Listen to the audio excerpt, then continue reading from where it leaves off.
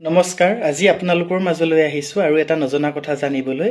গতিকে এটি বিশেষ প্ৰশ্ন লৈ আহিছোঁ। সেই প্ৰশ্নটিৰ উত্তৰ আপোনালোকে দিব বুলি আশা কৰিছোঁ। আচলতে জীৱন কি? এখনি প্ৰতিযোগিতামূলক খেল নে সংগ্ৰাম? বৰ জটিল প্ৰশ্ন নহয়নে? আমি যিসকলে জীৱন সংগ্ৰামত যুঁজি আছোঁ সেইসকলে বাৰুকৈ বুজি পাইছোঁ এই প্ৰশ্নটি আচলতে কিমান জটিল প্ৰশ্ন।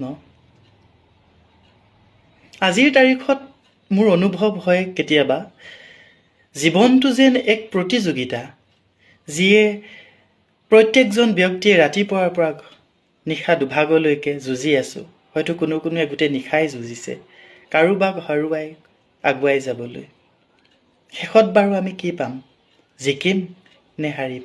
নে কাৰোবাক হৰুৱাবলৈ গৈ নিজেই হাৰিম?